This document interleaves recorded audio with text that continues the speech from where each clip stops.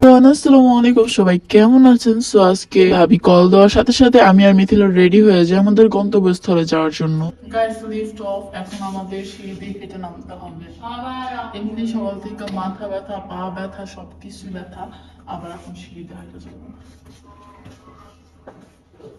তারপর আর কি, সিঁড়ি দিয়ে হেঁটে আমাদের নিচে নামতে হয়, এরপর উঠে যায় রিক্সায়।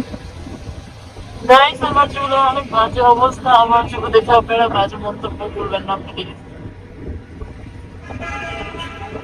তো গাইস, গল্প করতে করতে আমাদের গন্তব্যস্থলে চলেই আসলাম। And আপনারা অবশ্যই কনফিউজ যে ভাবি কেন কল দিছে এন্ড কোথায় যাচ্ছি। তো ওই দিন আমাদের যাওয়ার কথা ছিল ফ্যান্টাসি আইল্যান্ডে। মিথিলার এত টাকা? সবগুলো মিথিলার টাকা। টাকাগুলো আমি নিয়ে যাই, নিয়ে যাই। আর টাকা নাই। তো যাওয়ার সাথে সাথেই ভাবির সাথে আমরা গল্প করতে শুরু করে দিই এন্ড ভাবিও আমাদের সাথে দুষ্টামি করতে থাকে।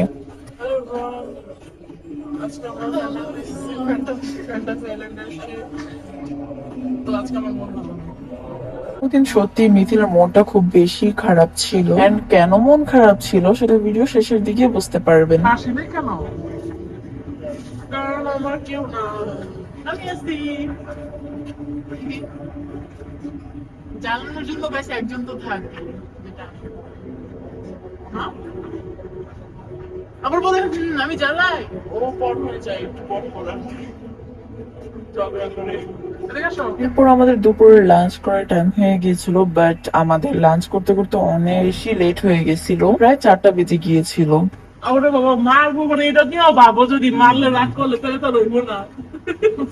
মারবো, আল্লাহ মারবো, মারবো, টাকা করবো তোমাকে।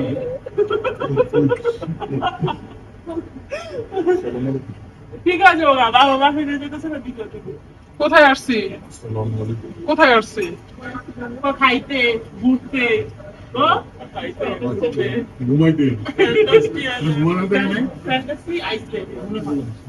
এরপর আমরা দুপুর লাঞ্চ শেষ করে বাহিরে আবারও হাঁটাহাঁটি এন্ড ভিডিও শুরু করে দিই। এরপর হুট করে দেখি আখি আপু এসে মিথিলাকে জড়িয়ে ধরল। ও মাই গড, এটা দেখে তো আমি পুরাই সারপ্রাইজ হয়ে গেলাম।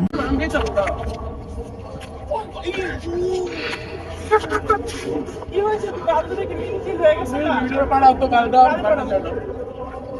ভিডিও করার সময় তুমি বাপ দাও ভুল যায়, কি কষ্ট? কি ভিডিও পাঠাবো? তুমি কষ্ট হচ্ছে কোনো অসুবিধা, কান্না করছো কেন? কি হয়েছে?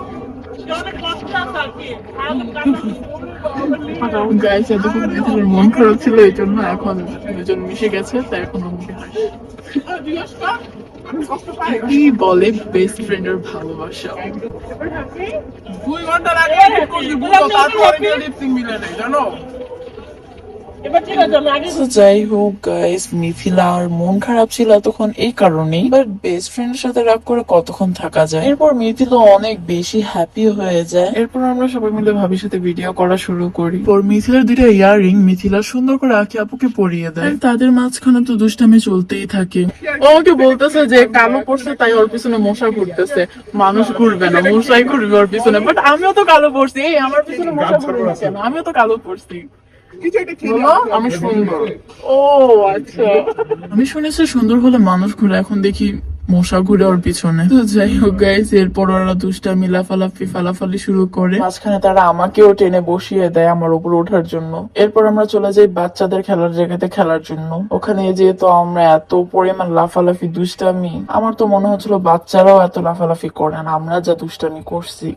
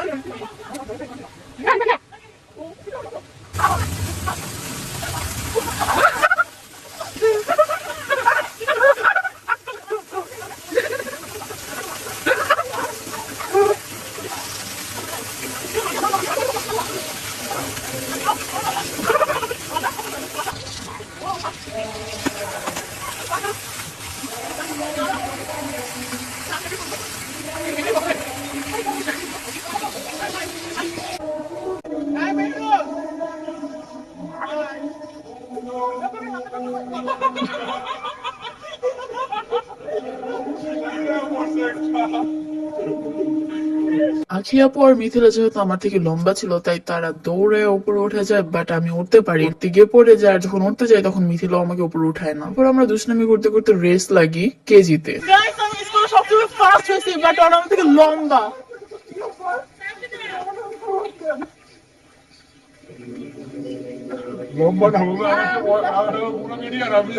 আসলে ঠিকই, আমি ছিলাম বাচ্চা, ছিল আমার থেকে বুড়ি, তাই আমি তাদের সাথে পারিনি। এছাড়া আমি স্কুল সবসময় ফার্স্ট হয়েছি।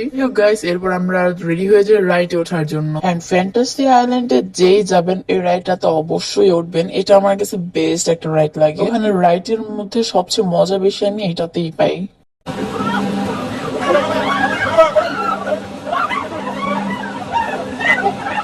এন্ড গাইস রাইড চালু হতে না হতে আমাদের সবার চিল্লাচিল্লি শুরু হয়ে যায়। হয়তো দূর থেকে দেখলে মনে হয় আসতে চলে, বাট এটা খুবই স্পিডে চলে। থেকে নামার পরে সবারই মাথা ঘুরাচ্ছিল। মিথিলা তো লাফাইতে লাফাইতে চলে যায় আরেকটা রাইড ওঠার জন্য, আমার পাত্তাই ছিল না। যাই হোক এরপরে আমরা উঠে যাই গাড়িতে। বাট গাইস গাড়িতে ওঠার পর সবাই সবার মতো গাড়ি চালাবে তা না, একের পর এক আমাকে শুধু ধাক্কা দিতে থাকে। এন্ড সবার ধাক্কা ধাক্কির ঠেলা মনে হচ্ছিল যেন আমি এখন অ্যাক্সিডেন্ট করবো। এই গাড়িগুলো অনেক বেশি ভালো ছিল, যতই ধাক্কা ধাক্কি করুক না কেন গাড়িগুলো কখনোই ভাঙবে না। আই থিঙ্ক বাংলাদেশের সবগুলো গাড়ি এমন হওয়া উচিত ছিল, হয়তো আর অ্যাক্সিডেন্ট হতো না বাংলাদেশে এত বেশি। গাইস এই গাড়ি রাইডটা অনেক বেশি মজার ছিল, বাট আমি ফার্স্টে চালাতে পারিনি গাড়িটা।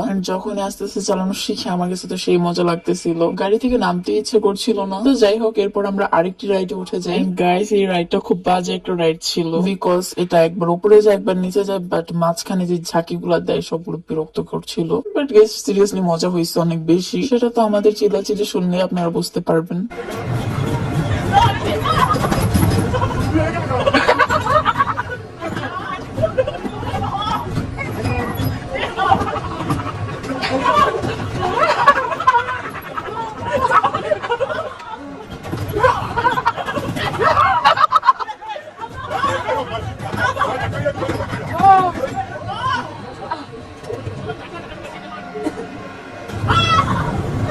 এই রাইডটাতে ওঠার পর আমরা সবাই অনেক বেশি ক্লান্ত হয়ে যায়। আরো অনেকগুলো রাইড ছিল বাট আমরা ওগুলোতে উঠিনি। এরপর আমরা গল্প করতে করতে বাসায় যাওয়ার উদ্দেশ্যে চলে যাই। সবার কথা বলে লাভ নেই, তারা একবার চলে যাওয়ার চিন্তা করে তো আরেকবার গল্প করা শুরু করে। তাদের গল্প কখনোই শেষ হয় না। আর আমি বেচারি খালি মাঝখানে দাঁড়িয়ে দাঁড়িয়ে সবার গল্প শুনি।